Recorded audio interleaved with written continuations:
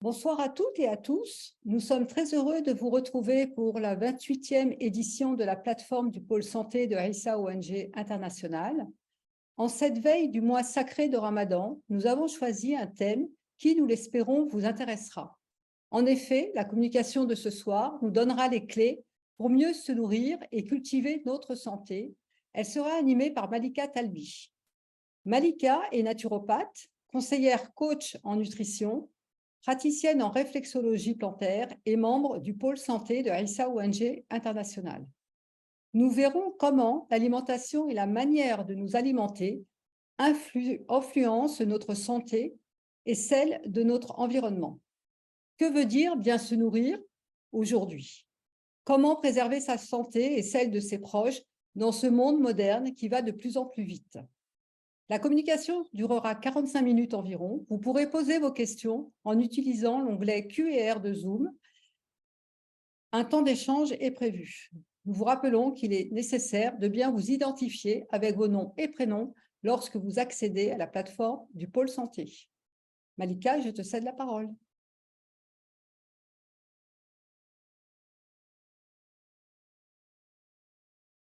Merci Sophia, bonsoir à tous.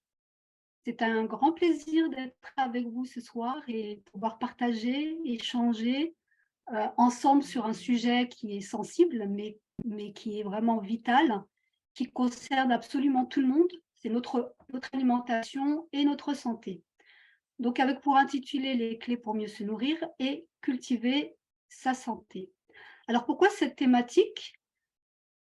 Alors aujourd'hui, on voit bien qu'on est face à une vraie remise en question sur le sens de notre vie de manière générale.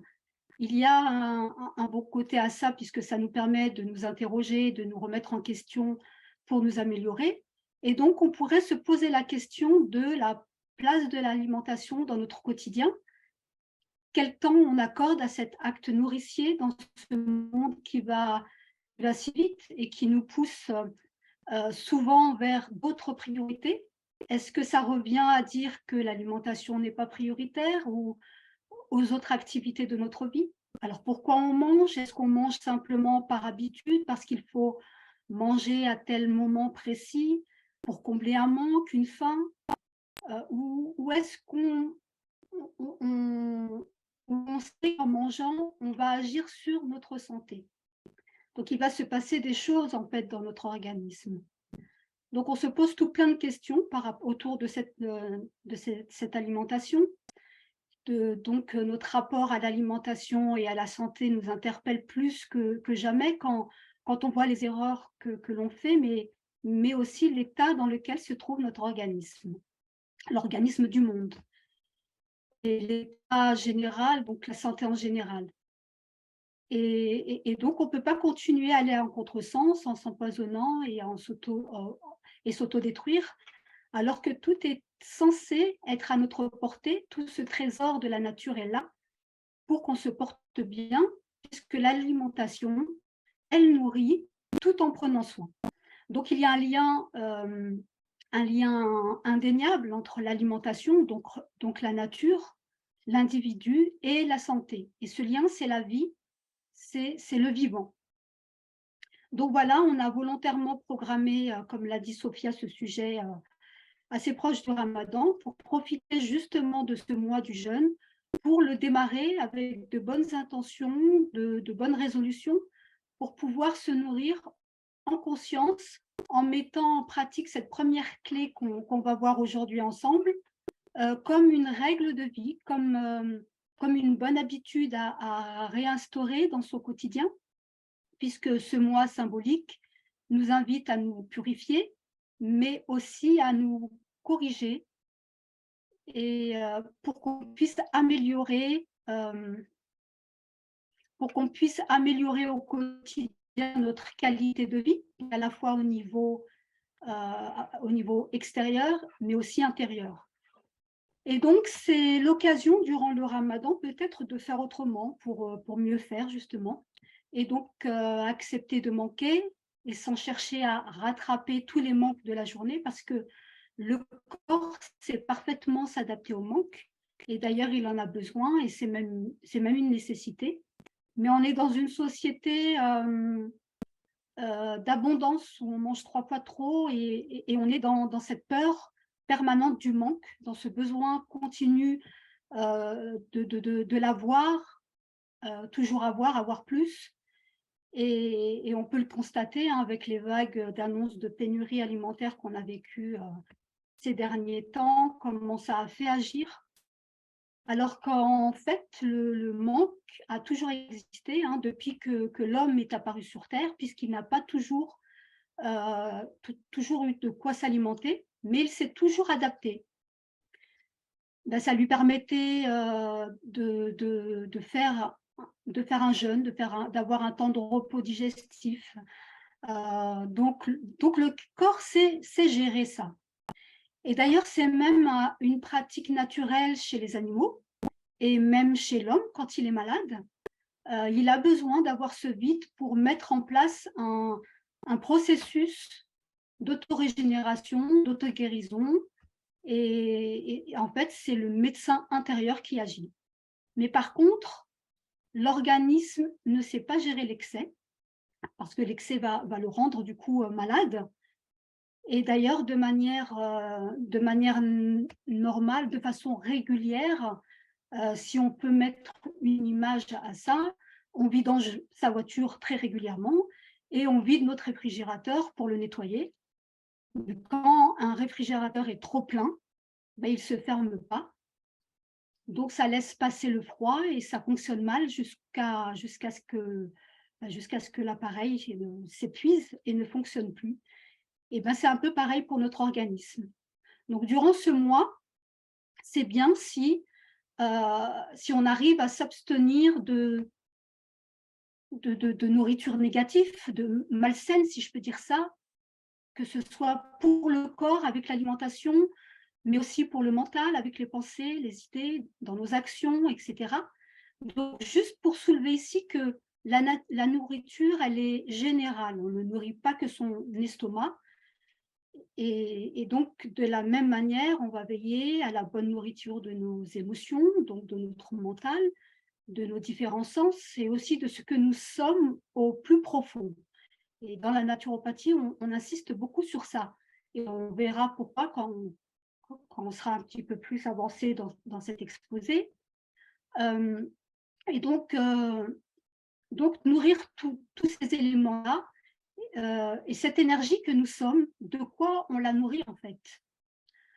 Donc voilà, un petit clin d'œil pour le jeûne du Ramadan. On s'en tient là concernant le jeûne. J'ai voulu juste poser un regard sur la relation entre le jeûne et la nourriture et leur sens, surtout pour éviter les erreurs qu'on peut faire du point de vue nutrition et santé, donc se préparer à ça. Voilà, donc par contre, ce ne sera pas le thème pour nous que nous allons aborder aujourd'hui, vous l'avez bien compris, puisqu'il a déjà été abordé à 3 années consécutives, donc normalement, vous avez déjà toutes les informations à ce sujet. Je me rends compte que j'ai oublié de passer les slides, c'est pas grave, parce que, excusez-moi, voilà. Donc ce slide-là a été omis, je m'en excuse. Donc on passe donc maintenant, pour aujourd'hui, je vais dans un premier temps aborder la notion de la santé holistique et de la naturopathie pour comprendre comment la naturopathie aborde la santé. Et puis ensuite, je vous présenterai dans un deuxième temps la première clé pour mieux se nourrir et comprendre comment ça fonctionne et comment ça réagit dans notre organisme. On verra que c'est une clé fondamentale pour pouvoir ouvrir les autres portes. Et on s'en tiendra pour aujourd'hui à cette première clé, parce que vous verrez, c'est très riche en informations et ça sera aussi très riche en pratique. Donc voilà, mais l'idée, c'est de mettre en place, je vais essayer de voir comment faire ça, de mettre en place un programme sur plusieurs séances où on abordera les autres clés. Comme ça, vous pourrez mettre en place tranquillement, par étapes et à votre rythme, ce qui vous sera transmis séance après séance.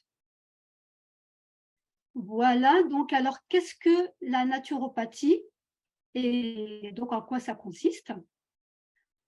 Alors, la naturopathie, c'est une approche holistique et préventive. C'est une pratique qui est basée sur une hygiène de vie qui comprend à la fois une bonne respiration, de l'exercice physique, une alimentation qui est adaptée, vivante, puisque le vivant se nourrit de vivant, une bonne élimination, donc on va veiller à avoir une bonne digestion, et puis avoir des temps de pause avec un bon sommeil. Et quand on regarde bien, ce sont 7 piliers d'une vie qu'on retrouve dès la naissance et qui nous conduit, si on les respecte bien, vers une bonne santé, parce qu'ils répondent aux lois de notre nature, la nature humaine. Un bébé, dès qu'il sort de sa mère et jusqu'à la fin de sa vie, il respire. Donc, dès qu'il pousse son premier cri, il bouge, il rampe sur sa mère jusqu'à son sein pour manger, donc il se nourrit, il élimine et il dort. Voilà en gros ses activités principales. Et tout ça fait partie de notre hygiène de vie qu'on doit respecter et entretenir dans sa vie pour maintenir son capital santé et pour être bien comme un bébé. Donc la naturopathie, c'est une aide complémentaire à la médecine, à toute médecine conventionnelle, mais elle ne remplace absolument pas cette médecine. Elle a une vision globale de la santé, c'est ce qu'on appelle la santé holistique. Alors, c'est quoi la santé? La santé holistique. Alors, on ne peut pas parler de la naturopathie et de la santé holistique sans évoquer notre cher Hippocrate, le père de la médecine que vous connaissez bien maintenant pour l'avoir entendu parler à plusieurs reprises dans nos webinaires du pôle santé. C'est un grand médecin philosophe grec du 5e siècle avant Jésus-Christ. Et d'ailleurs, c'est lui qui a écrit le serment que chaque médecin promet de respecter et d'appliquer, et dont d'ailleurs la naturopathie se sert beaucoup de ces principes en médecine. Et donc, ça, à son époque, les médecins appliquaient déjà et tout naturellement cette médecine holistique dont on parle de plus en plus aujourd'hui et qu'on cherche à repositionner aujourd'hui. Le terme holistique vient donc du grec holis, qui veut dire tout, et on connaît plusieurs dires d'Hippocrate, justement, pour illustrer ce principe holistique, comme par exemple, si ton œil est malade, soigne ta tête, mais ne néglige pas ton corps entier. Ou encore ce que vous voyez sur le slide, l'homme doit harmoniser l'esprit et le corps. Donc la santé holistique, c'est le fait que l'être humain est un tout. À la fois, il est un corps et un esprit, en interaction donc avec son environnement, que ce soit au niveau social et physique. Donc c'est la personne dans son ensemble et avec tout ce qui l'entoure dans son ensemble. Donc c'est cet équilibre physique, émotionnel et spirituel qui fait de lui un être un avec ce tout. Et c'est ce qui explique qu'en tant qu'éducateur de santé, notre objectif est de s'occuper de la personne dans cette globalité, mais aussi de lui rappeler qu'il n'est pas qu'un seul corps et qu'il doit aussi entretenir et nourrir à la fois son mental, son corps, son mental et son âme. Donc ce tout dans ce un. Donc on ne s'occupe pas que d'une partie du corps, cette partie qui est touchée, parce que quand notre santé est touchée, c'est l'ensemble de l'être qui est touché, qui est en déséquilibre, qui ne se trouve pas bien, qui n'est plus en phase avec son être dans cette globalité. Et on va chercher à comprendre ce qui s'est passé pour connaître la profondeur de la cause, comprendre qu'est-ce qui a provoqué la maladie.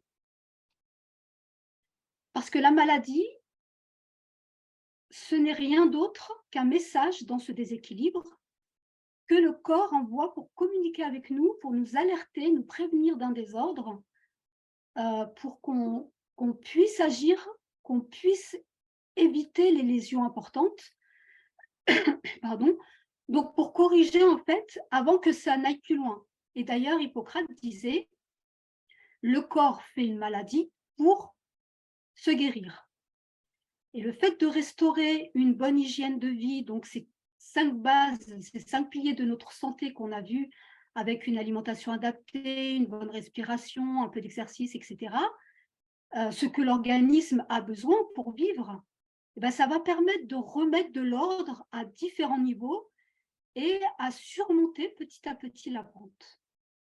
Par exemple, certaines émotions fortes comme le stress, l'anxiété, la colère peuvent s'exprimer dans notre corps, dans notre ventre et créer des désordres.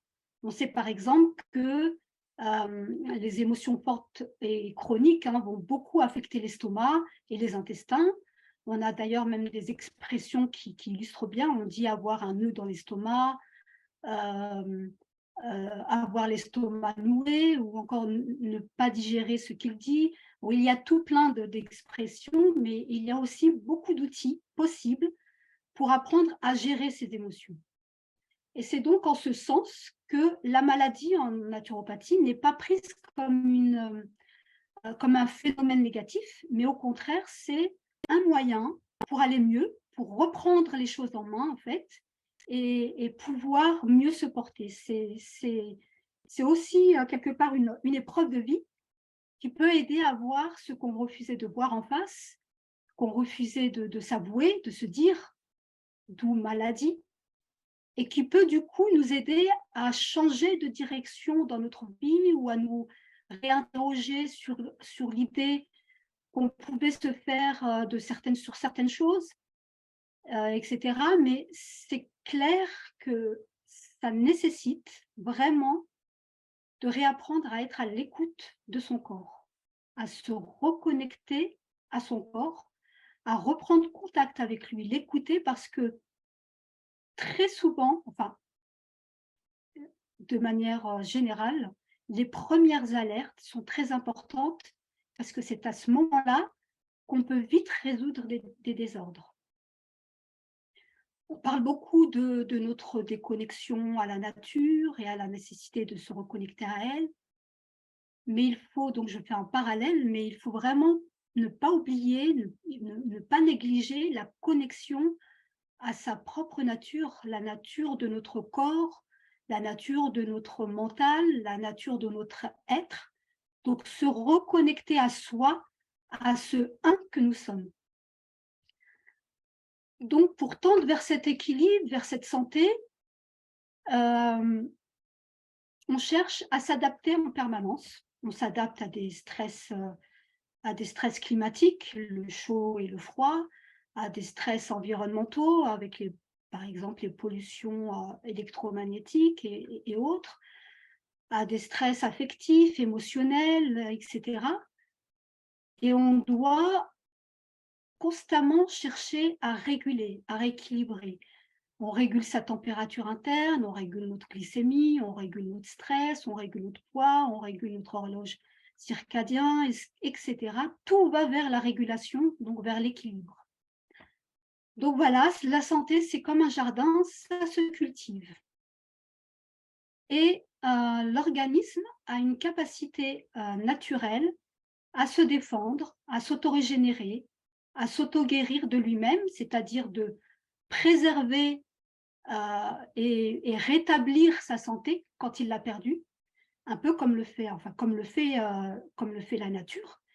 Et ça, c'est grâce aux forces de vie qu'on trouve au cœur de l'organisme, de tout organisme vivant d'ailleurs, c'est l'énergie vitale, c'est ce médecin intérieur dont on a parlé tout à l'heure.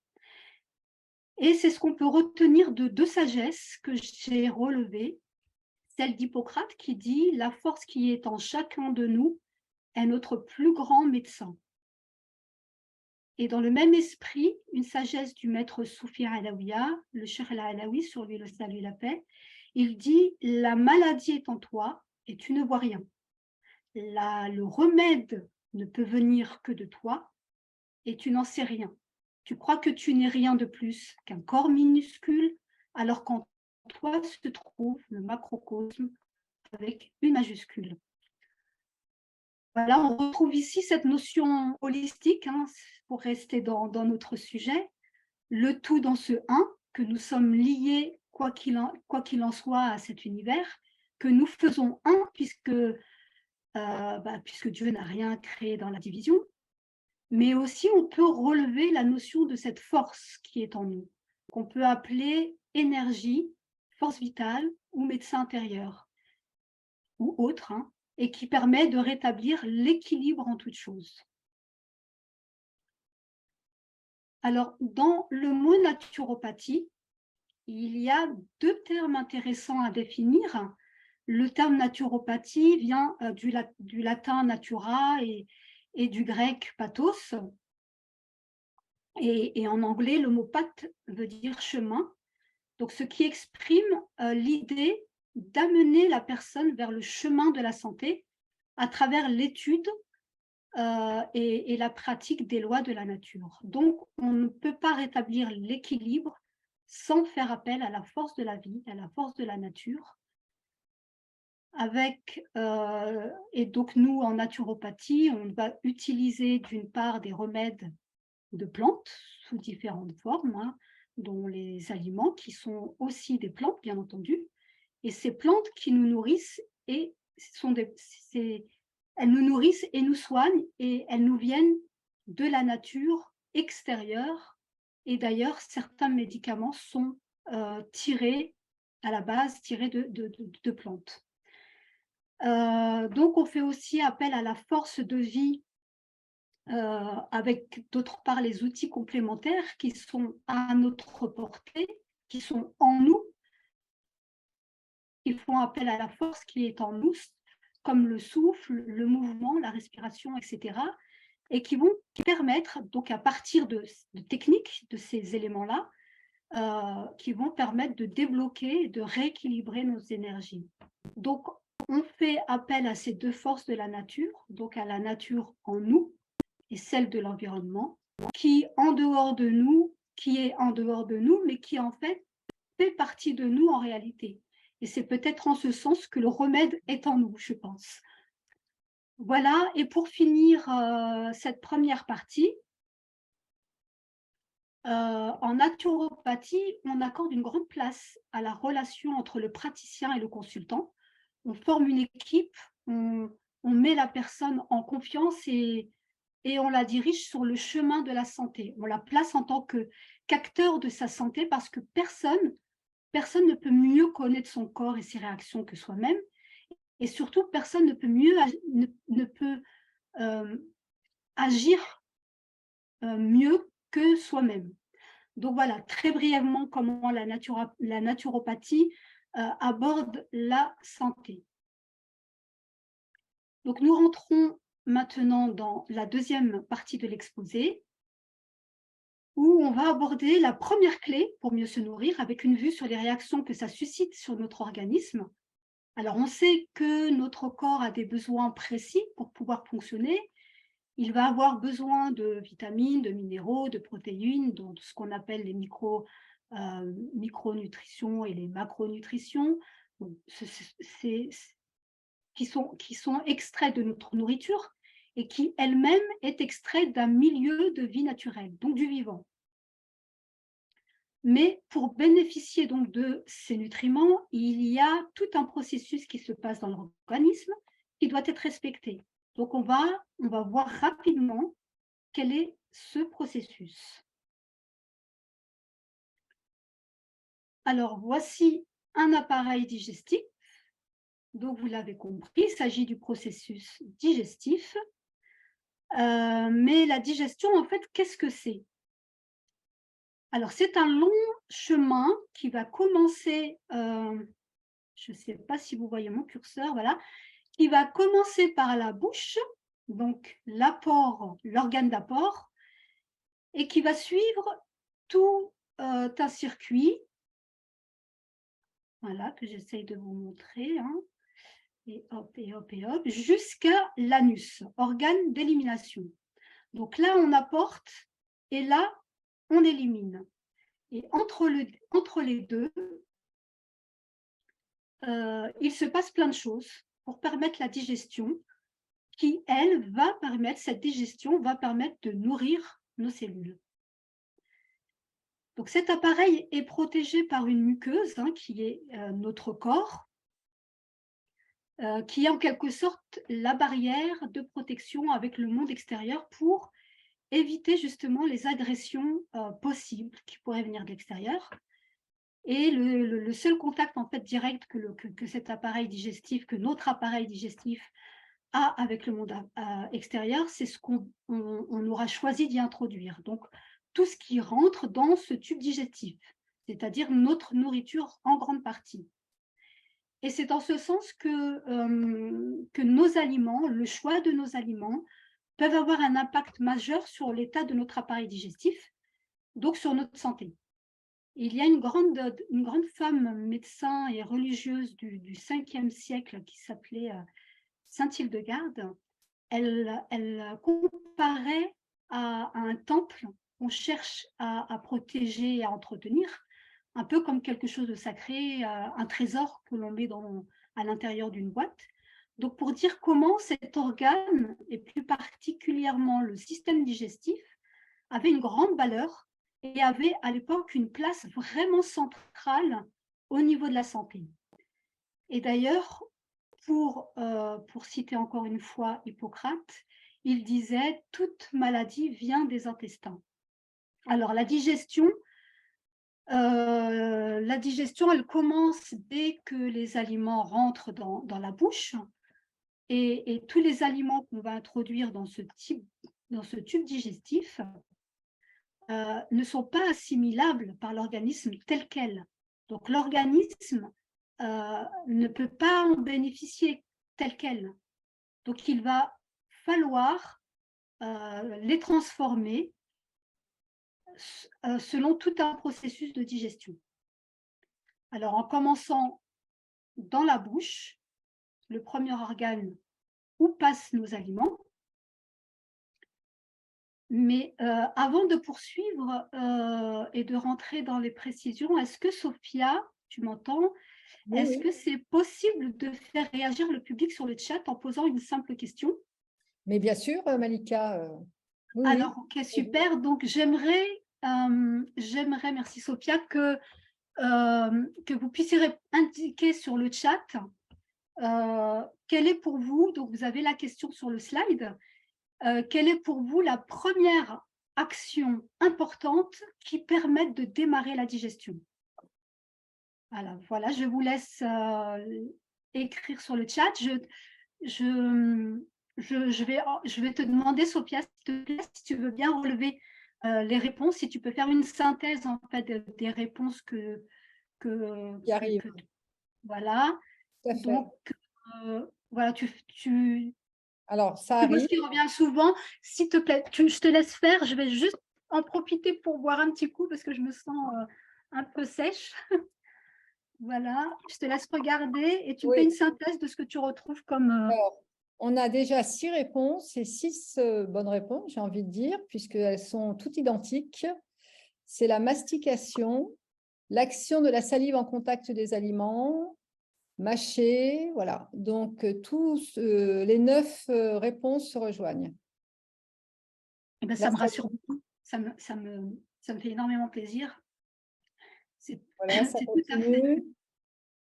Voilà, manger quelque chose en essayant de bien mastiquer. Voilà, la salive, voilà. OK. Et ben, on va s'arrêter là parce que c'est tout à fait ça. Dans la bouche, on commence par mastiquer. Alors, pour ceux et celles parmi vous qui me connaissent, qui m'ont déjà consulté ou qui m'ont juste simplement demandé des petits conseils, savent combien j'insiste énormément sur ce premier acte, que j'identifie comme un acte nourricier non négociable. On va voir pourquoi, mais avant, il faudrait comprendre déjà qu'est-ce que, au juste, bien mastiquer. Alors, c'est quand nos aliments solides entiers qu'on apporte à la bouche sont broyés, coupés, que les fibres sont brisées à chaque bouchée, que tout est écrasé et découpé en morceaux avec les dents. Donc, d'où l'intérêt d'avoir des bonnes dents, parce que nos dents servent en réalité surtout à ça. Et et on dirige en fait avec la langue ces aliments broyés d'un côté et de l'autre de la bouche pour activer cette salivation. Et puis on les imprègne, on les imbibe de salive pour commencer la digestion. Et donc jusqu'à ce qu'on obtienne une sorte de bouillie qu'on appelle le bol alimentaire.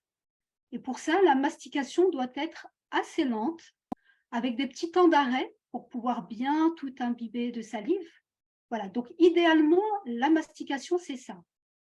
Alors, rien ne doit être dégluti, rien ne doit passer au niveau de l'œsophage pour arriver dans l'estomac sans avoir été réduit avant au maximum en bouillie et baigné suffisamment de salive. Donc, on doit tout rendre le plus liquide possible, en fait. D'ailleurs, c'est Gandhi qui disait « Buvez vos aliments et mangez votre eau ». Donc, il s'agit purement de bien mastiquer. Et c'est une étape fondamentale qui est très importante, mais qu'on néglige quand même pas mal, parce qu'on ne mastique pas suffisamment. On va trop vite, en fait. On va voir tout ça dans les détails.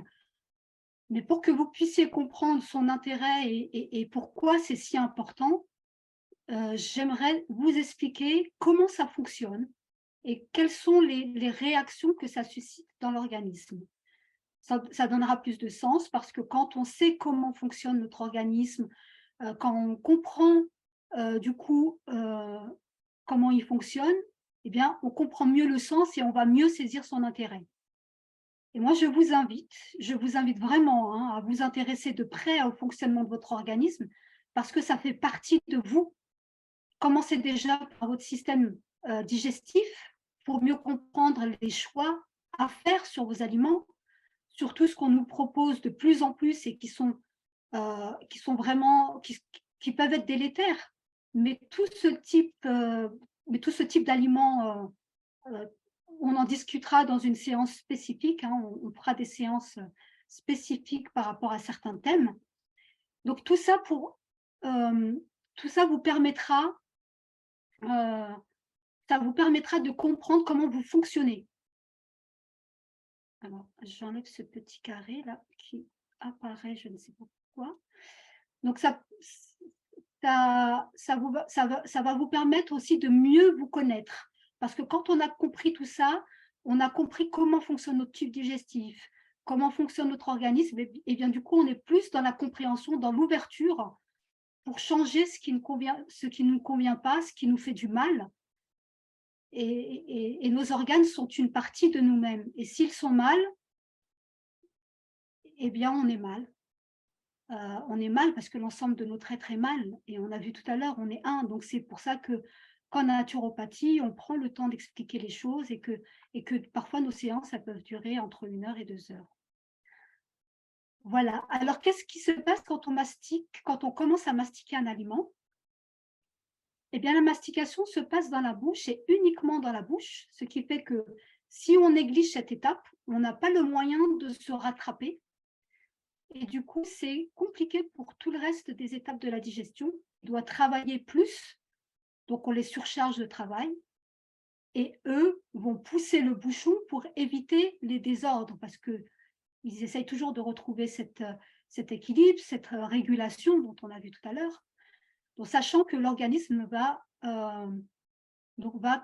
pousser un peu le bouchon et puis il va finir par s'épuiser à force d'accumuler ces mauvaises habitudes et on va l'affaiblir, on va fragiliser notre organisme. Donc, la mastication va permettre plusieurs choses. Elle va permettre de bien digérer, excusez-moi, elle va permettre de bien digérer nos aliments.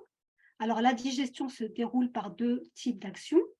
Quand on commence à mastiquer un aliment, on est dans une action mécanique.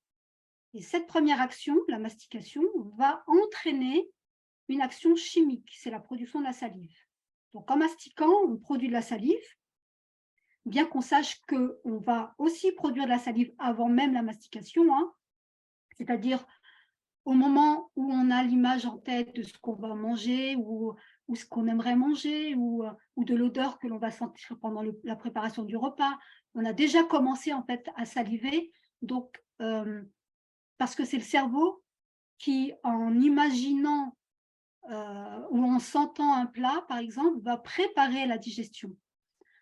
Il va produire en fait la salive qui va préparer la digestion. Donc nos sens participent à la digestion. Alors qu'est-ce que c'est que la salive? C'est un suc digestif. Je ne sais pas si vous voyez tout mon écran.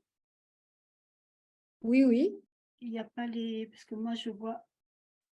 Je vais le mettre de l'autre côté. Vous ne voyez pas les... Voilà. Alors, qu'est-ce que c'est que... Donc, c'est un suc digestif avec des enzymes qui sont sécrétées par des glandes, que l'on appelle les glandes salivaires, que vous pouvez voir en image. Hein. Et ces enzymes vont, en début de repas, donc pendant la mastication, transmettre au cerveau l'information qu'on a commencé à manger. Et ces enzymes sont indispensables pour tout le processus de la digestion. Et d'ailleurs, chaque organe digestif contient ses propres enzymes qui sont chacune un peu comme une clé qui va permettre d'ouvrir un verrou et préparer pour la porte suivante. Mais nous trouvons donc des enzymes partout dans l'organisme. Hein. Ils ont une activité centrale dans le fonctionnement de tout l'organisme pour faciliter donc les réactions chimiques. Alors, il faut savoir qu'on sécrète environ 1 litre de salive par jour. Ce qui va être utile pour lubrifier, c'est-à-dire pour recouvrir les aliments d'une substance qui est un petit peu visqueuse. Elle est aussi utile pour hydrater la cavité buccale, donc notre bouche, la protéger contre des bactéries pathogènes qui entrent dans la bouche en même temps que les aliments et qui pourraient vite se propager parce que la bouche, comme sur d'autres surfaces de l'organisme, telles que la peau, les intestins, etc., abrite aussi des bactéries, des champignons, donc toute une flore bactérienne qu'on appelle la flore buccale et dont il faut respecter l'équilibre entre les bons et les moins bons, hein, pour ne pas dire les mauvais, parce qu'ils ne sont pas mauvais en soi tant qu'ils sont en petit nombre, et au contraire, ils permettent de faire fonctionner les choses. Ils ont leur raison d'être. On a vu que la salive contenait des enzymes, donc on va rentrer de plus en plus dans les détails. Alors, quand on mange et qu'on mastique, la bouche travaille pour produire ces enzymes spécifiques qui se trouvent dans la salive. Et ces enzymes, on les appelle, c'est l'amylase salivaire. Et l'amylase vient du mot amidon, parce qu'elle doit agir sur les amidons. Et ces amidons, on sait qu'on va les trouver dans les féculents, comme les tubercules, avec les pommes de terre, les patates douces, comme les céréales, avec les pâtes, les pains, les biscuits, tout ce qui est farineux, les légumineuses, certains légumes, comme les curcubitacées dans la famille des courges, etc. Et la banane. La banane est un fruit qui contient de l'amidon. Donc, l'amidon, c'est un glucide complexe, c'est-à-dire une chaîne de sucre qu'on appelait autrefois les sucres lents. Ça n'a pas forcément de goût, ça n'a pas spécialement de goût sucré. Hein, c'est pas en ça qu'on les appelle les glucides, mais on les appelle glucides parce que c'est le carburant de l'organisme. Alors, comment ils vont agir et pourquoi faire? Alors, on a vu tout à l'heure qu'on ne pouvait pas assimiler les aliments tels quels, donc ils doivent d'abord être transformés, et ça grâce à ces enzymes. C'est la première enzyme digestive que l'on va rencontrer donc, au cours de cette première partie de la digestion. Donc, on est dans cette partie-là. Ça, c'est la première, vous voyez mon curseur. Donc, on est dans cette première partie de la digestion. Alors, on peut imaginer ces enzymes comme si c'était des ouvrières avec des grands ciseaux spécifiques. Elle est là. Et elles vont venir en fait découper les amidons de nos aliments qu'on est en train de mastiquer. Et c'est donc ce premier découpage qui va permettre de démarrer la digestion des amidons qui sont, je le rappelle, les glucides complexes. Donc le but, c'est d'obtenir du coup une unité de glucides plus petite. Donc des glucides complexes, on va arriver petit à petit à des glucides plus petites. Donc, on aura tout au long du tube digestif de la bouche jusqu'aux intestins plusieurs types d'enzymes qui vont collaborer pour transformer étape après étape nos aliments en nutriments. Et c'est comme ça que l'organisme arrive à tirer tous les nutriments des aliments. Donc, c'est grâce à ces enzymes que tous les aliments que vous mangez vont être découpés en tout petits morceaux pour fournir les nutriments. D'où l'importance, j'en arrive, d'où l'importance de la salive et son grand rôle dans la digestion. Parce que, en fait, sans enzymes, l'organisme ne peut pas fonctionner. Et tout ce travail de découpage au niveau de la bouche va énormément soulager et alléger la suite du travail de l'ensemble du système digestif. Et c'est ça, c'est très important. Parce qu'il faut détruire en fait l'aliment pour qu'ensuite il puisse nous construire à partir de toutes ces petites briques. Et j'aime bien en fait donner des images pour que ce soit un peu clair. Alors imaginez des Legos. Les Legos, ils sont là. Imaginez que vous trouvez devant une maison en Lego et vous voulez utiliser ces Legos pour construire un bateau. On est d'accord qu'on n'aura pas d'autre choix que de détruire toute la maison, donc de la réduire en tas de petites briques, en tas de Lego, qu'on va utiliser ensuite pour pouvoir construire le bateau. Et bien, c'est la même chose qui se passe dans la bouche quand on dégrade nos aliments. On va les réduire en plus petites molécules en mastiquant. On va produire de la salive, etc., donc tout ce qu'on a vu, pour pouvoir construire ensemble ensuite tous les tissus humains, les muscles, les os, etc., mais aussi les hormones, donc tout ce que le corps a besoin en fait, et tous ces tissus et ces hormones. Et si on ne détruit pas en fait la maison en Lego, eh ben jamais on peut construire le bateau. Donc si on ne dégrade pas les grosses molécules, on ne peut pas fabriquer avec nos petites molécules, avec les nutriments qu'on a réussi à obtenir grâce à la mastication et à toute cette étape de digestion, on ne pourra pas obtenir, on ne pourra pas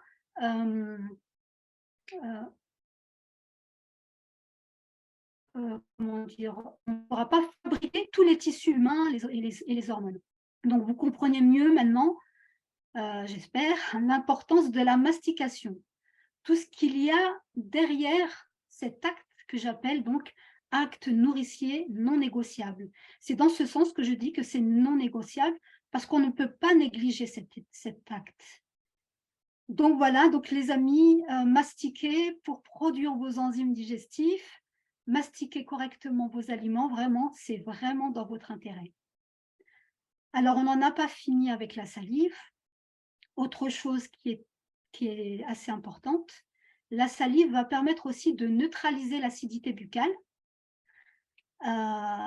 grâce au bicarbonate qu'elle contient, puisque la salive contient plusieurs éléments, dont le bicarbonate, qu'elle va concentrer, qu'elle va augmenter à chaque bonne mastication. Et donc, si on ne mastique pas suffisamment, notre bouche va être acide, puisqu'on ne fabrique pas assez de salive, donc pas assez de bicarbonate pour pouvoir neutraliser cette acidité qui peut provenir de certains aliments, qui peut provenir de plusieurs facteurs. Hein. Donc l'acidité, ce n'est pas le terrain de la bouche. Elle ne doit pas être acide. Parce qu'il faut savoir que cette enzyme, l'amylase, elle est active dans un pH qui est proche de 7, donc un pH neutre, voire alcalin, s'il est légèrement supérieur. Donc, il peut être actif qu'à ce moment-là. Alors, le pH, c'est quoi? Le pH, c'est une échelle de mesure qui va indiquer le niveau d'acidité ou d'alcalinité dans différentes zones du corps. Et chaque organe digestif a un pH qui est différent, qui lui est propre, en fonction justement du travail qu'il a à accomplir. Et du coup, l'action de l'amylase qui décompose les amidons va s'arrêter au niveau de l'estomac, puisque à cet endroit, le pH de l'estomac est trop acide. Il est naturellement acide et c'est nécessaire pour lui, pour le travail qu'il doit accomplir. Son pH varie entre 1,5 et 3,5 hein, selon le stade de digestion où il en est, ce qui est très acide. Donc, à cet endroit, il est impossible de dégrader les amidons. C'est pour ça que c'est une autre enzyme qui va le faire ailleurs, c'est-à-dire avant et après l'estomac. Donc, c'est l'amylase salivaire dans la bouche, puisque son pH le permet. Et ensuite, une fois qu'il passe l'estomac, ça sera l'amylase qui sera sécrétée par le pancréas, donc au niveau de l'intestin, qui prendra la suite de l'opération, puisque dans la première partie de l'intestin, juste à la fin de l'estomac, on a la première partie de l'intestin qu'on appelle le duodénum. Et ben, le pH ici est alcalin, donc un bon terrain pour dégrader les amidons. Donc l'amylase pancréatique va pouvoir faire son travail à ce niveau-là. Donc cette mastication va permettre, écoutez bien, va permettre d'économiser 30% quand même, c'est pas négligeable, 30% du travail de l'estomac. C'est une sacrée aide, une économie de travail, un soulagement considérable pour l'estomac, ce qui permettra d'éviter les coups de barre après le repas, les remontées acides, des fragilités qui peuvent s'installer au niveau gastrique et intestinal, parce que n'oublions pas que les amidons qui ont été digérés, c'est près de 40% d'amidons, donc presque la moitié, qui sont déjà prédigérés et transformés pendant la mastication. Donc, ça va éviter tout ce désagrément, même de l'intestin, qui aura moins de fermentation, donc moins de ballonnement, de gaz et compagnie. Donc, tout simplement parce qu'on aura déjà prédigéré ces glucides complexes avec la mastication. Donc voilà, mais à ce stade de la mastication avec les enzymes salivaires, la digestion n'est pas terminée, hein, ce n'est que la première étape. Là où commence la digestion, et c'est l'étape qui fait partie de notre façon de manger, qu'on peut encore maîtriser, et donc à ne pas négliger. C'est vraiment la clé d'un appareil digestif en santé qui va beaucoup contribuer à notre santé générale. Et ça revient à dire que notre santé dépend quand même pas mal, dépend beaucoup de notre façon de manger. Ça, c'est la phrase clé de notre webinaire d'aujourd'hui, parce que ce qui compte, ce n'est pas seulement ce qu'on met dans la bouche, mais c'est aussi et surtout ce qu'on parvient à digérer. Et le but de la digestion, c'est de transformer nos aliments en toutes petites molécules, qui sont les nutriments, pour qu'ils puissent franchir, qu'ils puissent passer la muqueuse intestinale, cette paroi qui ressemble à un tuyau, et être assimilés, c'est-à-dire qu'elles puissent passer dans le sang pour être transmis à nos cellules et pour nourrir toutes nos cellules. Et pour que l'étape finale, celle de l'assimilation, soit efficace, il faut que toutes les étapes précédentes soient respectées. Donc la première étape, celle qui se trouve au niveau de la cavité buccale, elle est vraiment, vraiment cruciale. Voilà, vous voyez comment, comme le corps est merveilleusement bien fait et comment il travaille dans une collaboration incroyable. Et là, on n'a vu qu'une toute petite partie. Ah oui, autre chose. On a bien compris que le manque de mastication diminue beaucoup la production d'enzymes. Il y a un autre facteur qui bloque la production d'enzymes, c'est le stress chronique. Ce fameux stress chronique qui cause pas mal de désordres. Et comme notre société produit beaucoup de stress, eh bien, on a tout intérêt à faire en sorte de mastiquer correctement et au mieux pour produire les enzymes salivaires qui faciliteront toute cette digestion dont on a parlé. Alors, on peut améliorer la production d'enzymes en plus de la mastication, hein, ça ne remplace pas. On peut l'améliorer, en fait, comme on a vu tout à l'heure, je ne sais pas si je vais pouvoir la repasser. Vous voyez les 3 glandes salivaires. Donc, on peut améliorer la production d'enzymes en massant les 3 zones, les 3 glandes salivaires. Donc, pour activer donc, cette production de salive. Donc, rien qu'en massant les 3 zones, on peut arriver donc à produire de la salive.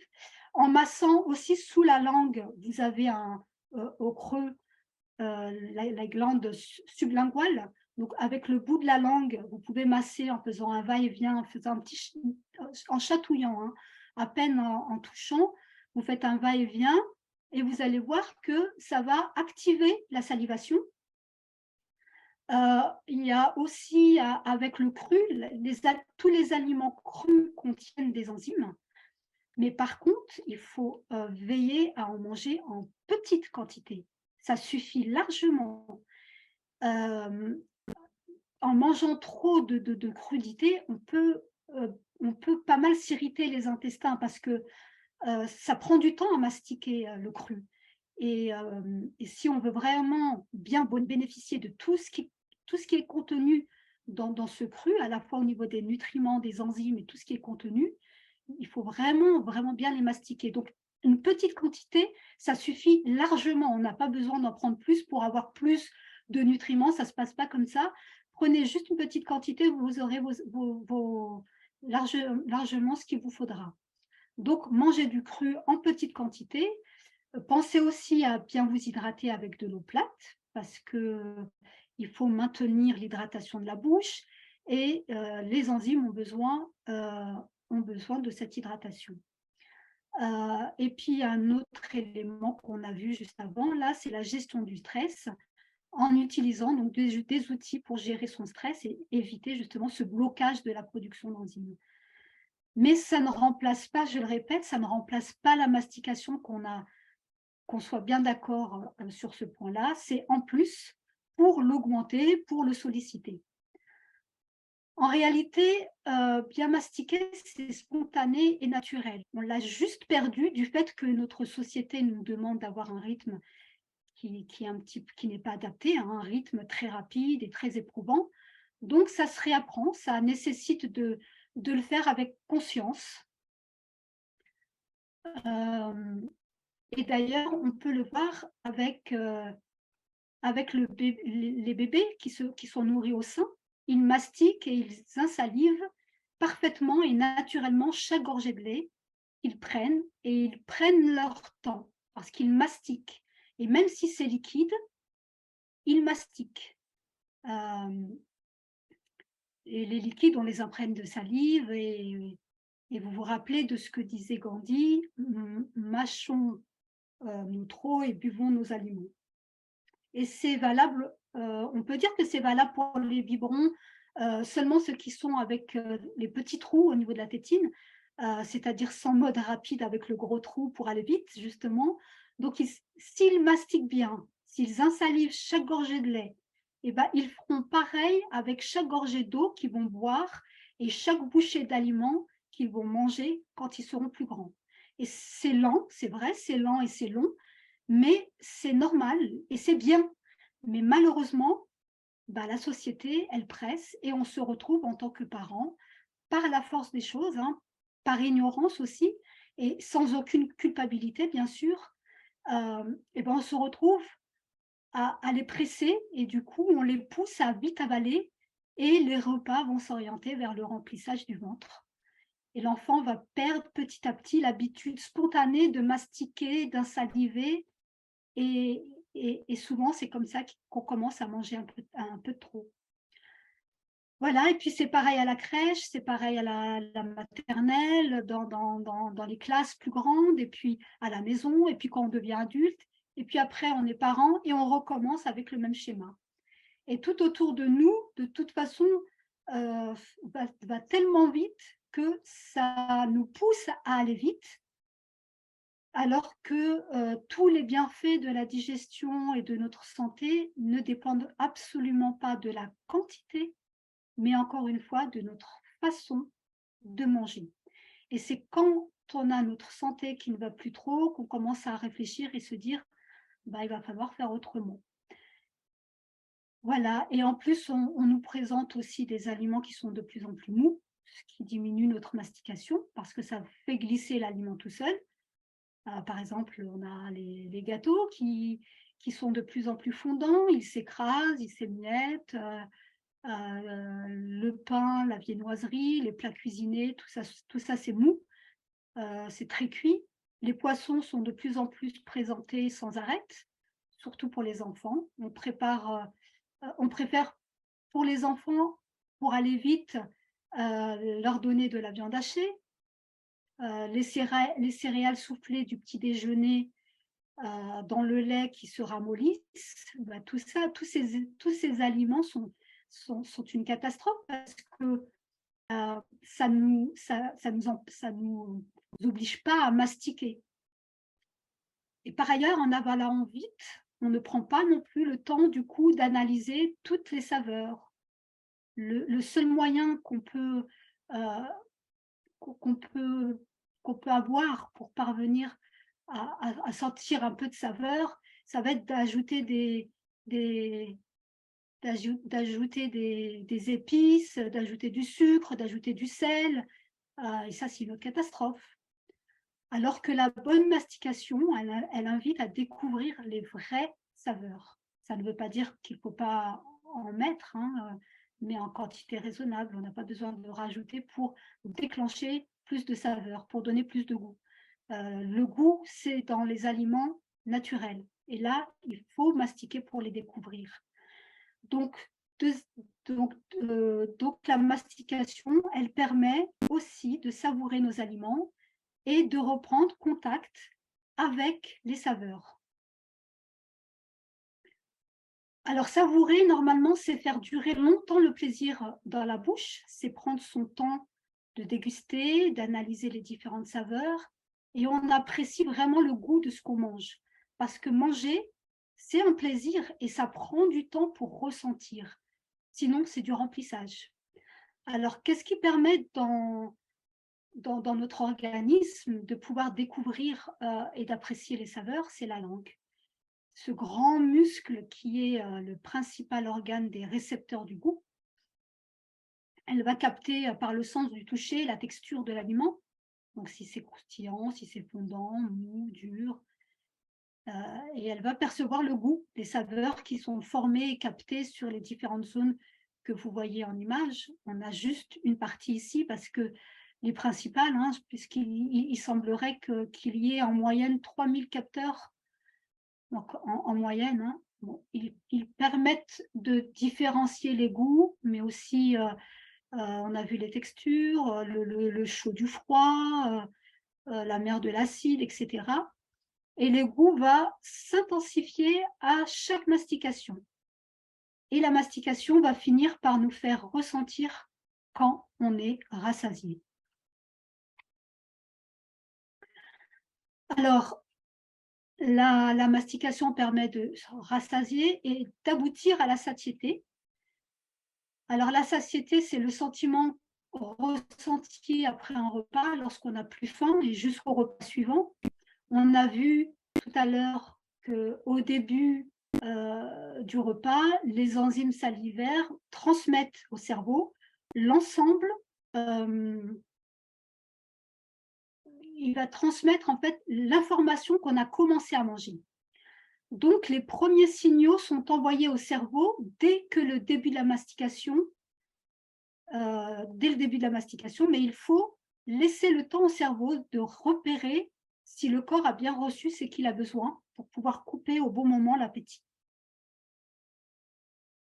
Donc, il déclenche cet effet de satiété par tout un processus, et alors on n'a plus faim.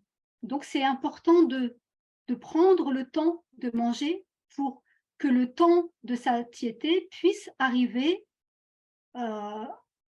au bout. Alors, on dit que le temps qui prend à peu près le cerveau, c'est dans les alentours de 20 minutes. Donc, de prendre vraiment ce temps pour que le cerveau puisse prendre son temps aussi. Donc, si l'assiette n'est pas terminée au moment où on éprouve cet effet de satiété, ben on le met dans le frigo, on le met de côté. Il faut être capable de ne pas finir l'assiette, de le garder pour le prochain repas ou encore de réguler son assiette pour ne pas le remplir de trop.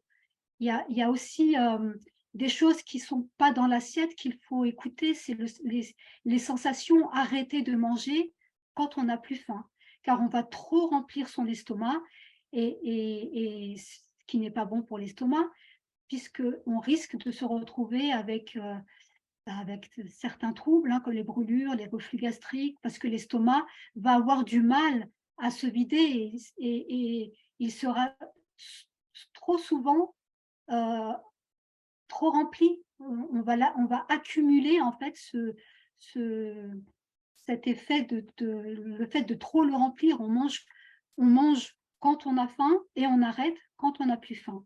Et ça peut être compliqué pour certains, mais il faut déjà l'inscrire dans sa tête.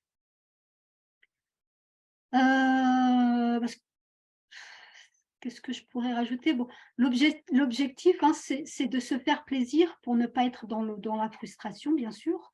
On a vu cette importance du plaisir, mais elle doit être accompagnée du reste. Prendre en compte comment l'organisme réagit.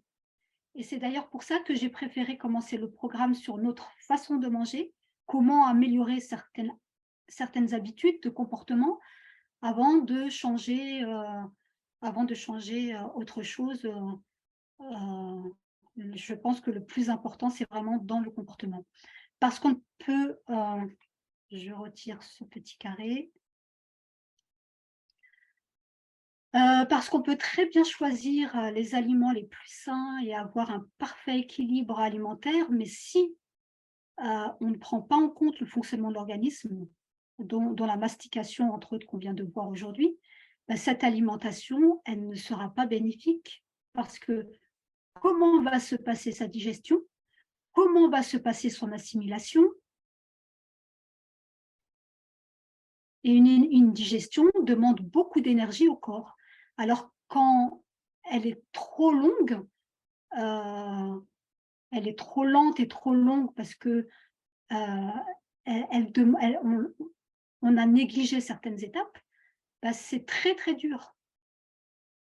Alors, comment bien mastiquer? Quels sont les conseils qu'on peut donner qui vont nous aider à manger en conscience, en maintenant son attention donc entière à ce qu'on mange, et qui vont nous aider à manger donc en conscience, en maintenant son attention vraiment à ça. Donc, premièrement, manger assis et dans le calme. Donc, manger assis, pas debout, et encore moins en marchant. Parce que les émotions, manger dans le calme aussi, c'est très important, parce que les émotions fortes comme la colère, comme la tristesse, le stress, l'agitation, ça empêche et ça interrompt la digestion. Alors, il y a une raison à ça. Il faut savoir qu'on a deux systèmes nerveux. On a le système nerveux central et périphérique. Et dans le système qui nous intéresse, le système nerveux périphérique, il y a deux autres systèmes nerveux qui vont intervenir soit pour une action, soit pour freiner.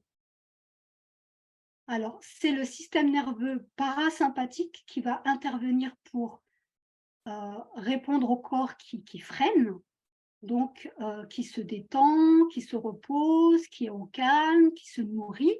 Donc la digestion se fait par le système nerveux parasympathique. Donc c'est le système nerveux qui ralentit, mais il s'arrête de fonctionner en fait dès qu'une manifestation de danger se présente au cerveau parce qu'il prime pour répondre à la survie. Donc, le relais va être donné à l'autre système nerveux, qui est le système nerveux orthosympathique. Et lui, c'est le système nerveux de l'action, qui va mettre en place soit la fuite ou se battre contre ce danger. Et pour le corps, toute réaction stressante ou colérique ou même une tristesse va être perçue par le système nerveux comme un danger. Donc, il va agir comme un stress.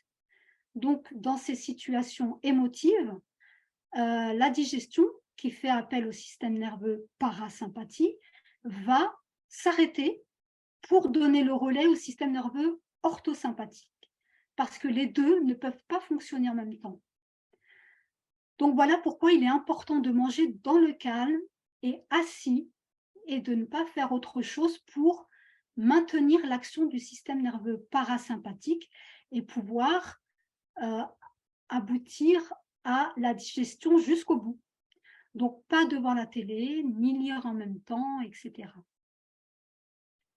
D'autre part, dans chacune des traditions, on se met en condition pour réciter une bénédiction, pour avoir les repas, ce qui permet de remercier du repas, de cette nourriture, de sacraliser le temps et le repas, mais aussi d'apporter la sérénité, de ralentir en fait le fait de l'action juste avant de se nourrir pour calmer son intériorité aussi. Donc voilà, autre conseil pratique, deuxième conseil, c'est de prendre des petites bouchées, de ne pas remplir à gogo sa cuillère, parce que les grandes bouchées, eh ben ça empêche de bien mastiquer parce qu'il y en a trop dans la bouche pour pouvoir mastiquer correctement. Et il n'y a pas assez de place en fait pour permettre à la langue de faire le passage des aliments qui sont broyés d'un côté et de l'autre et pouvoir insaliver en fait toute cette bouchée, tous ces aliments. Et du coup, on risque de déglutir trop vite. Troisième conseil, on va poser nos couverts après chaque petite bouchée pendant qu'on mastique, et quitte à ce qu'on s'adosse sur sa chaise pour ne pas être incité à vite reprendre une autre bouchée alors qu'on n'a pas fini de bien mastiquer.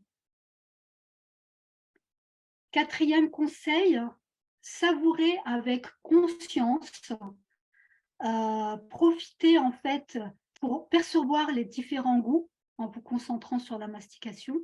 Vous avez vu toutes les dans les papiers gustatifs là au niveau de la langue, et toutes les comment dire, les différents types de ce qu'on peut ressentir, pardon, l'acidité, le sucré, le salé, donc toutes ces différentes zones. Donc on va essayer de percevoir ça. Et il y a un jeu qu'on faisait, ça me vient là, il y a un jeu qu'on faisait à table avec les enfants quand ils étaient plus petits, pour les inciter à mastiquer sans leur demander de le faire. On leur demandait de découvrir, par exemple, dans la soupe, de deviner tous les ingrédients. Et du coup, ça les obligeait à prendre le temps et à mastiquer, même la soupe qui est liquide, pour chercher les saveurs. Donc, voilà, d'essayer de découvrir à chaque bouchée qu'est-ce qu'on ressent comme saveur. Voilà, cinquième conseil, l'importance de mettre des aliments croquants pour favoriser au maximum cette mastication. Si on a des plats qui sont mous, on va rajouter des petites choses croquantes. Et puis, on ne va pas trop cuire non plus les légumes. Hein, on le verra dans une de nos séances. On ne va pas trop cuire les légumes pour qu'ils soient un peu croquants, ça c'est important. Sixième conseil, éviter de trop boire pendant et surtout juste après les repas. pour éviter que les aliments glissent trop vite vers l'estomac. Et juste après, parce que on risque de noyer les enzymes digestifs et du coup de ralentir la digestion. En fait, ce qui se passe, c'est que comme c'est noyé dans l'estomac, du coup, on va ralentir la vidange de l'estomac. Et on va augmenter les risques d'ailleurs, puisque l'estomac ne se vidange pas, c'est un risque de reflux et de brûlure gastrique et compagnie. Donc, bien mastiquer pour limiter le séjour des aliments dans l'estomac et faire attention au volume liquide aussi, ou solide qui vont trop charger la bouche et même trop charger l'estomac si on mange de trop. Donc voilà pour les quelques conseils. Bon, Sophia, j'arrive à la fin. J'aimerais faire un petit test pratique. Qu'est-ce que tu en penses? Est-ce que c'est possible? On finit avec ce test et c'est rapide. Oui, oui, oui, vas-y, Malika. Ouais, super. Donc c'est pas mal parce que ça va permettre à chacun d'expérimenter concrètement tout ce qu'on vient de voir ensemble et de comprendre ce que veut dire mastiquer longuement, lentement, qu'est-ce que ça veut dire qu'un salivé, comment ça se passe et comment la mastication, elle stimule la production de salive. Alors, c'est parti. Ok, je vais vous guider. Vous allez juste suivre mes instructions et surtout vous mettre dans un premier temps, rappelez-vous, je vais essayer de le remettre, rappelez-vous des conseils. Donc voilà, je vous invite à prendre tranquillement un petit aliment qui est à votre portée, qui se croque. Ça peut être un petit peu d'amande, un petit peu de noix, un petit morceau de pain. Voilà, Sophia, tu peux le faire, je ne te dérangerai plus. Si tu veux faire le test, c'est possible. Prenez l'équivalent d'une petite bouchée de votre cuillère, comme si c'était l'équivalent d'une petite bouchée d'une cuillère. Et je vous laisse aller chercher tranquillement votre petit aliment, vous installer tranquillement. N'oubliez pas toute l'étape d'avant manger, être au calme, être en paix. C'est important parce que on a vu comment ça a fonctionné au niveau du système nerveux sympathique. Il joue un rôle pendant la digestion. Donc, je vous invite à prendre conscience ensemble par ce test du comment on mange, dans quelles conditions on se met avant de manger aussi. N'oubliez pas le temps de recueillement, de la gratitude pour donner la dimension sacrée. Donc, je profite de dire tout ça pour laisser le temps aux personnes d'aller chercher leur petit aliment. Ça peut être une minute de silence pour me connecter avec l'aliment, mais qui va aussi nous permettre de nous calmer, de calmer notre intérieur, d'être plus au calme en soi. Parce que souvent, quand on va préparer le repas, quand on est en train de préparer le repas, on est souvent dans une dynamique et on arrive à table avec cette dynamique. Donc, il faut avant, entre les deux, prendre le temps de se poser. Donc, avoir ce temps de recueillement, on a la chance d'avoir dans chaque tradition un temps particulier qui nous est propre. Qu'il soit court ou long, ce n'est pas important. Ce qui va être important, c'est l'intensité et l'apaisement que ça peut engendrer pour se sentir posé, calme et détendu avant de porter donc notre aliment à la bouche. Donc, on y va. Alors, après, ne prenez pas tout de suite votre aliment dans la bouche, je vous dirai à quel moment. Alors, après, on se suspend. Alors, je vous explique. Souvent, quand on est à table, on est un peu plié au niveau du diaphragme. Ce n'est pas terrible pour la digestion. Donc, c'est bien de s'ouvrir, ouvrir son système digestif. Donc, essayez, dans la mesure du possible, de s'en rappeler pour être le mieux suspendu possible. Donc, être droit. Et voilà, donc maintenant, on peut porter l'aliment dans la bouche. Donc, je vous invite à porter l'aliment dans votre bouche, à le mâcher tranquillement, lentement, On n'a pas besoin d'aller vite. On va essayer de comprendre qu'est-ce qui se passe avec ce test, comment fonctionne la mastication et tout ce qui se passe. Et commencer à ressentir les différentes textures, les différentes saveurs. Est-ce que c'est salé, c'est sucré, c'est amer, c'est croustillant, moelleux? Est-ce que j'arrive à capter à quel endroit de la langue et de la bouche je ressens ces saveurs? Donc je mastique, mais lentement, tranquillement. Je change de côté ma bouche.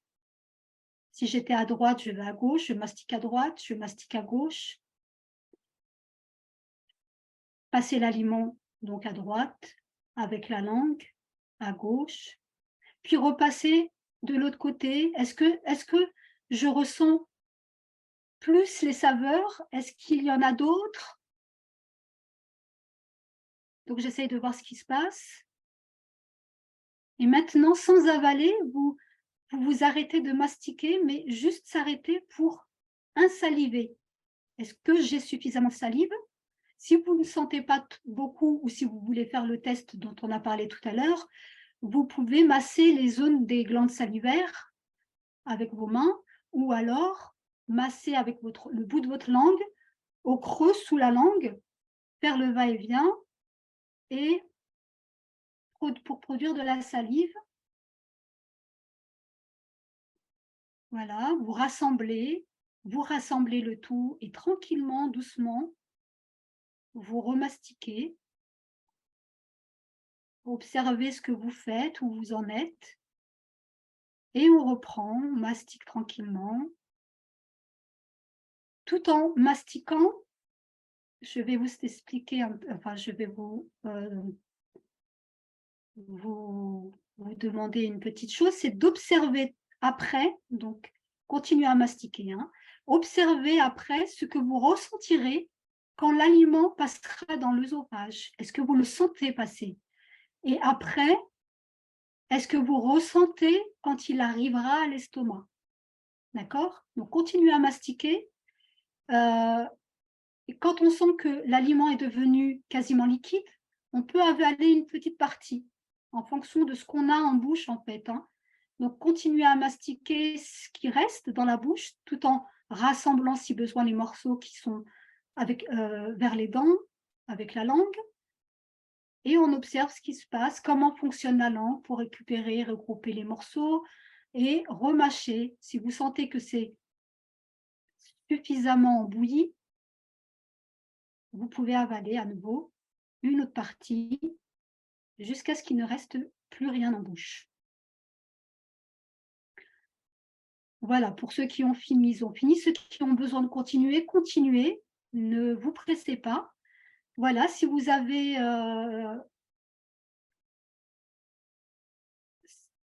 j'ai essayé de vous faire découvrir, en fait, toutes les étapes d'une mastication avec conscience. Après, bon, j'ai un peu exagéré pour que vous vous rendez compte un peu de toutes les étapes.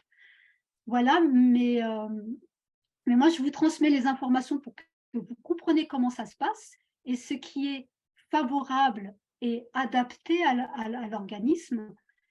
Après, si c'est compliqué, allez-y doucement. Déjà, si vous mastiquez un peu plus longuement, un peu plus longtemps que d'habitude, c'est déjà un pas. Et puis, vous progresserez petit à petit. On ne peut pas tout changer d'un coup, hein, on est d'accord. Il faut juste le faire par étapes et tranquillement. Puis après, ceux qui veulent se lancer pour vraiment en faire une bonne habitude et s'améliorer à ce niveau-là, on peut aussi. Hein. Voilà, donc j'ai terminé ma présentation. Alors, j'aimerais bien avoir des retours de ce test, des choses que vous voulez partager sur cette expérience ou des questions. Pour les autres questions, on reste pour les questions que sur la mastication, s'il vous plaît, parce que pour les autres sujets, on aura l'occasion de les aborder à d'autres séances. Voilà, merci à vous. Et ben, maintenant, la parole est à vous. Hein. Sophia, je te laisse reprendre la main. Merci Malika. Effectivement, on a un petit temps pour échanger ensemble. Donc, deux questions de Rania. dans le QR. Qu'en est-il des personnes âgées et dentées qui ne peuvent pas se nourrir, qui ne peuvent se nourrir que de soupe ou de mixeur? Donc, je pense que ces personnes ne peuvent pas donc mâcher, en fait. Je pense que c'est ça l'idée. Alors, on a parlé tout à l'heure des bébés. Les bébés n'ont pas non plus de dents. Il y a la mastication, c'est vrai que quand c'est des aliments qui sont solides, les dents sont nécessaires pour pouvoir broyer les aliments. Mais dès lors où c'est, comme le mentionne Rania, c'est de la soupe, de la purée, que ces personnes âgées n'ont pas les dents pour pouvoir mastiquer pouvoir mastiquer avec leurs dents, il y a quand même cette possibilité de faire travailler la mastication autrement. Donc, le tout, c'est de prendre des petites quantités et d'insaliver en fait au maximum. Le but,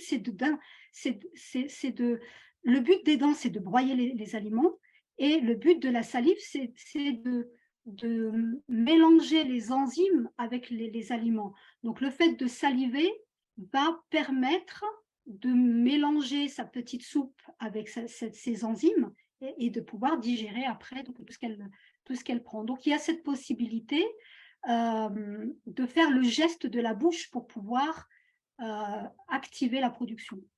Ou alors de masser, comme je l'ai expliqué tout à l'heure, de masser, de mettre la langue sous le creux. Voilà. Merci. Donc, une autre question de Rania, mais elle n'est pas sur la mastication, donc je pense qu'on la réserve pour la fois Plaît, oui. d'après. C'est au sujet du ballonnement, quels que soient les aliments que nous mangeons. Alors, je peux faire le lien, Voilà. mais je vais faire le lien, mais avec juste la mastication. Les ballonnements peuvent être dus à des fermentations en fait de glucides qui n'ont pas été digérés. D'accord? Il faut savoir que dans le côlon, on a 3 parties. On a la partie ascendante, transversale et descendante. La fermentation, elle se fait dans la partie ascendante qui correspond à la zone en fait des glucides. Donc les glucides qui n'ont pas été digérés vont fermenter à ce niveau-là, dans la partie ascendante. Donc quand on ballonne, ça peut être en partie à cause de ça. Donc, ça veut dire qu'il va falloir que la personne travaille sa mastication, surtout quand elle mange des amidons. Les amidons qui ne sont pas broyés correctement et insalivés correctement, et ben, du coup, va engendrer des complications qui vont se multiplier à chaque zone de la digestion, et ça va être compliqué au niveau du côlon, de fermentation, gaz, etc. Alors, Noara nous signale que les Japonais mastiquent 40 fois avant d'avaler. Et Kadi nous demande justement combien de temps doit durer la mastication idéalement. Alors oui, c'est vrai que les Chinois, moi je ne donne pas j'aime pas donner des règles trop strictes. Je dis toujours à la personne, et en plus ça dépend du type d'aliment. En fait, on a des aliments qui sont très durs, qui nécessitent plus de mastication que d'autres.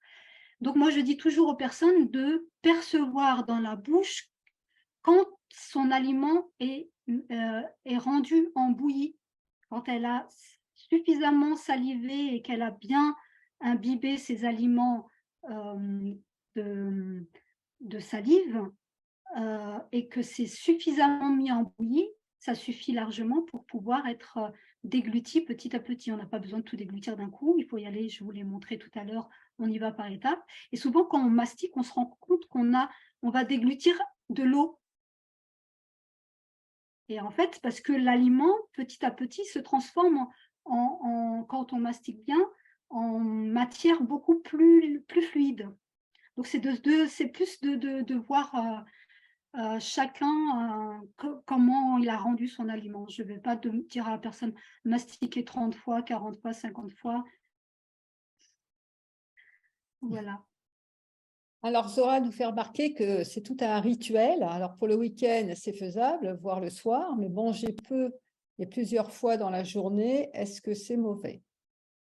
Manger peu, plusieurs fois dans la journée, c'est-à-dire plus que 3 fois? Alors, je ne sais pas si Zora, vous Si elle peut souhaitez le prendre, repréciser. voilà, repréciser ou prendre le micro pour nous expliquer. Alors, en attendant, je vais répondre à la première partie.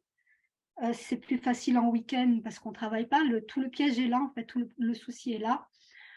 C'est qu'on est dans une société qui nous presse et on oublie aussi nos priorités, parce que notre santé est quand même une priorité.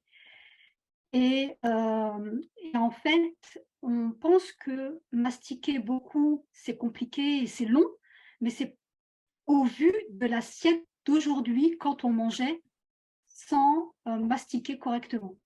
Parce que quand on va mastiquer correctement, je peux vous assurer que votre assiette, elle va bien diminuer. Vous ne pouvez pas tout manger ce que vous mangez habituellement. Donc, ça oblige à restreindre votre assiette. Si vous vous écoutez, bien sûr, parce que si vous mangez la quantité que vous mangez habituellement avec une mastication longue, enfin plus longue, eh ben, vous sentez que vous êtes plein, trop même plein. Donc, du coup, ça vous oblige à réduire vos plats parce qu'on mange trop en réalité. C'est parce que comme on ne mastique pas, on mange trop. Donc, du coup, on s'oblige à diminuer le volume et peut-être que c'est un gain de temps. Et puis, c'est d'autres gains aussi. Voilà, donc je ne sais pas si elle a précisé sa deuxième question. Eh bien, non. Peut-être prendre encore quelques témoignages concernant le test que tu as fait faire. Est-ce que quelqu'un Oui, souhaite nous partager l'expérience? N'hésitez pas à lever la main ou à intervenir sur le QR.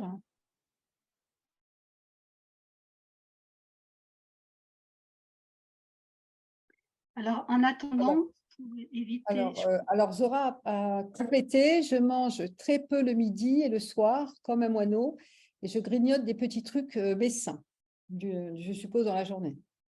ouais. Oui, c'est parce que quand on mange trop peu, qu'on n'a pas fourni ce qu'on a besoin, forcément, à un moment donné, on va avoir, on va avoir faim pas longtemps après. Et puis après, il faut voir dans quelles conditions on a mangé. Est-ce qu'on a mangé, si c'est pendant le travail, si on a vraiment mangé assis, on a mangé, ou est-ce qu'on a mangé debout en marchant, on n'a pas pris conscience de ce qu'on mangeait et puis on n'a pas suffisamment mastiqué. Donc le cerveau, est-ce qu'il a, est-ce qu'il a eu son temps de 20 minutes pour capter si tous les besoins que le corps a besoin, enfin, tous les éléments que le corps a besoin ont bien été donnés. Donc voilà, il y a vraiment tous ces éléments à prendre compte parce que l'organisme fonctionne de telle manière qui fait que si on ne prend pas en compte ce temps, et ben du coup, comment dire, on va avoir besoin ce besoin de remanger parce qu'on n'a pas été dans cette satiété dont on a parlé tout à l'heure. Donc, c'est important d'avoir un vrai repas, un temps de repas, 20 minutes minimum de repas pour avoir donner tout ce temps au cerveau, à son corps, etc. Et puis ce temps de mastication. Voilà, encore une fois, c'est des habitudes qu'on a perdues par la société moderne qui va vite. Et donc, c'est des habitudes à reprendre, déjà, ne serait-ce qu'en se rappelant. C'est un premier pas, en se rappelant, même si on n'est pas à 100%, on n'arrive pas à 100% à le faire dans un premier temps. Déjà, ce rappel quotidien qui fait que, et puis posez vos bouchées, vos couverts, adossez-vous, mastiquez et ne reprenez pas vos couverts tant que vous n'avez pas fini votre mastication. Ça marche très bien. Voilà. Alors, 20 minutes, ce n'est pas excessif pour prendre le temps de manger. Non. On va donner la parole à Bernard qui a levé la main. Si on pouvait lui donner l'accès au micro. Bernard, il faudrait ouvrir le micro. Là, tu as l'accès. Ton micro est toujours fermé. Voilà. Bernard? Allô? Bernard, tu nous entends? Bernard? Ton micro est ouvert, tu peux t'exprimer. Ah, je pense qu'il y a un problème. Bernard, ton micro est ouvert, tu peux t'exprimer. Je pense qu'il y a un problème technique. Alors, on va prendre quelques questions en attendant.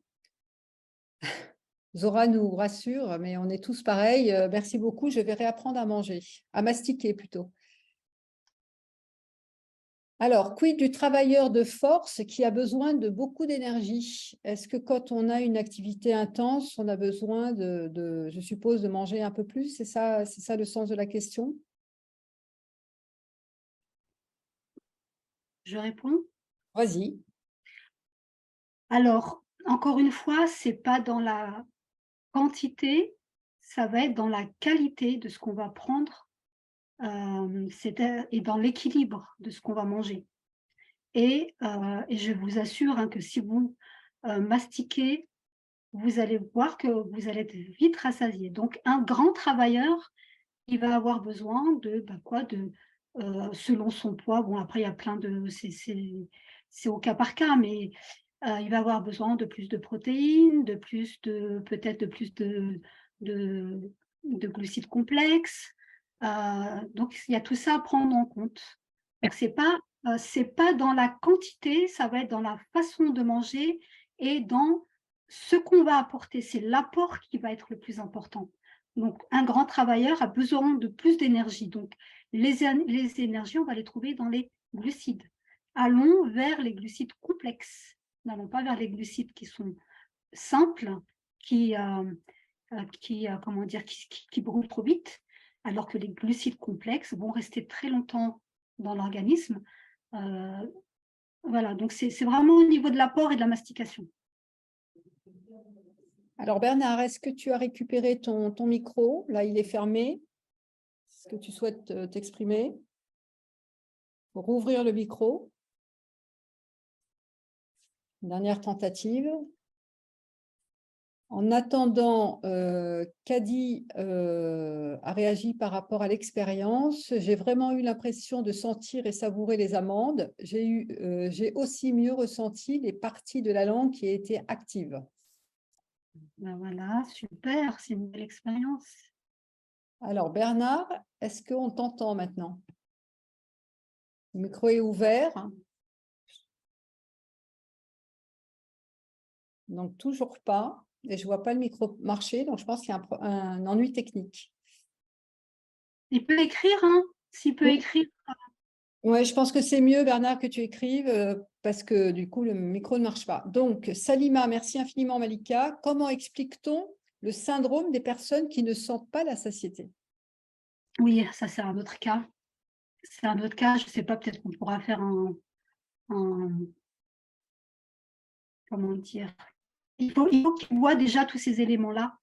Il faut qu'il voit déjà tous ces éléments-là.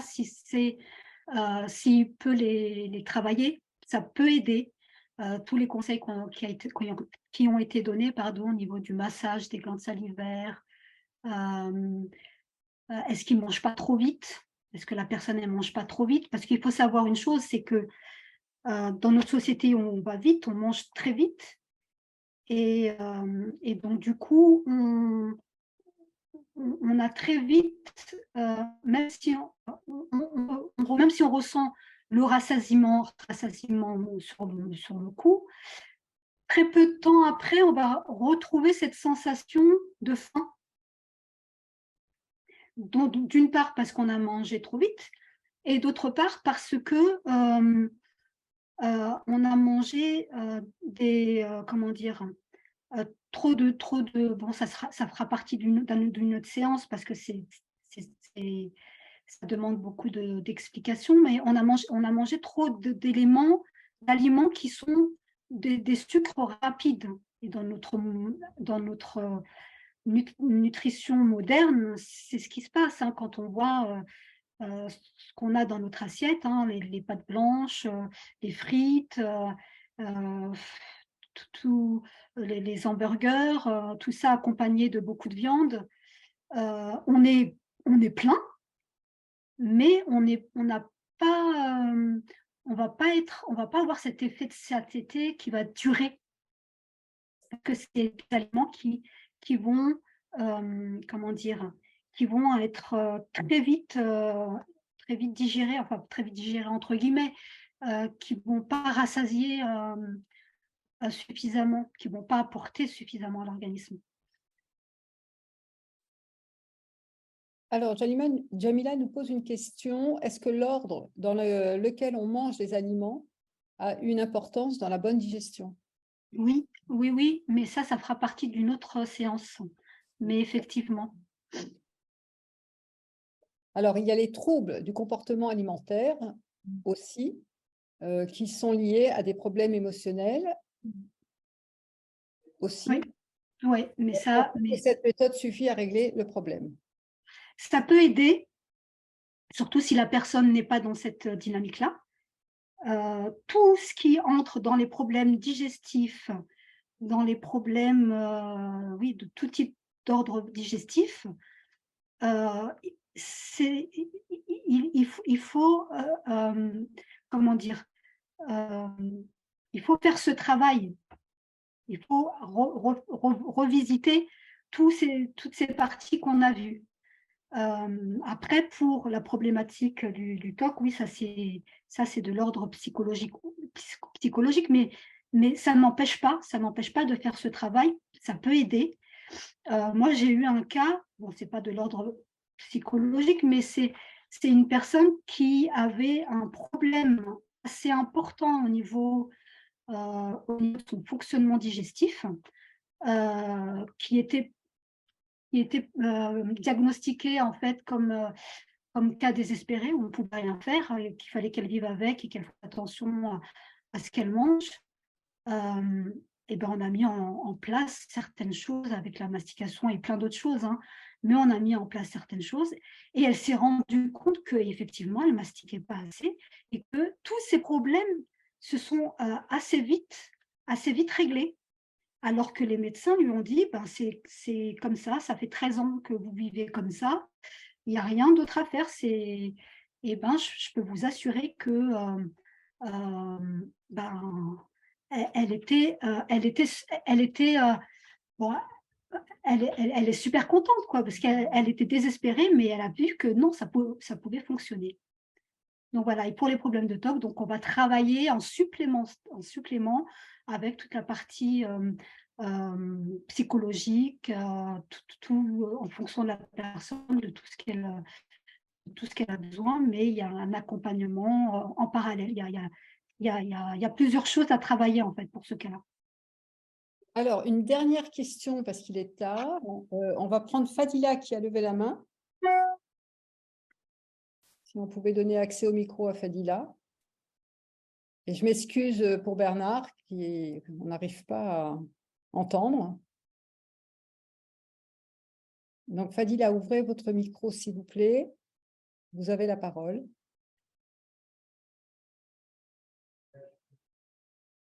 Fadila, il faut ouvrir le micro.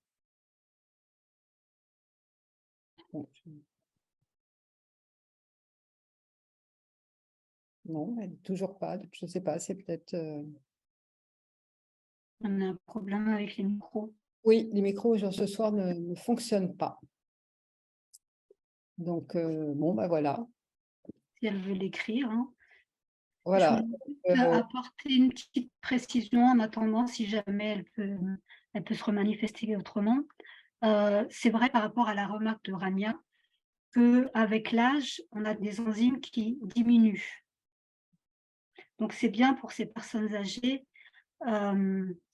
comment dire, de leur faire travailler ce massage des glandes salivaires pour les aider en fait à insaliver et à produire en fait ces salives pour avoir plus d'enzymes. Voilà, juste une petite parenthèse. Bah, écoutez, ça sera le mot de la fin, Malika, à moins que tu veux nous dire plus. Ouais, je voudrais bien, oui. Conclusion. Oui, je voudrais bien. Je voudrais juste que vous compreniez combien, je pense que vous l'avez compris, la mastication nous aide à retrouver un mieux-être. Vraiment, ça peut réguler des troubles, hein. Moi, je les ai vus, j'ai vu certains cas. Et prendre conscience qu'on ne se nourrit pas uniquement pour remplir un ventre, mais surtout pour apporter un ensemble de nutriments à l'organisme avec plaisir et avec saveur. Alors, savourez ce que vous mangez et avec plaisir. Merci à vous. Et j'en profite pour vous dire très bon mois de Ramadan. Pas dans l'excès, mais dans la saveur. Voilà, merci beaucoup. Ainsi se termine la plateforme de ce soir. Nous remercions chaleureusement Malika Talbi pour sa communication très intéressante et capitale en cette veille du mois de Ramadan. Il ne nous reste plus qu'à mettre en pratique tous ces bons conseils. Nous prenons donc rendez-vous pour d'autres webinaires afin de découvrir les autres clés pour mieux nous nourrir et cultiver notre santé. La prochaine plateforme du pôle santé est prévue pour le 27 avril 2023 à 21 h et sera animée par le docteur Philippe Barthelet. Nous vous remercions infiniment pour votre écoute et votre présence. Nous vous souhaitons un très bon mois de Ramadan. Prenez soin de vous. À très bientôt.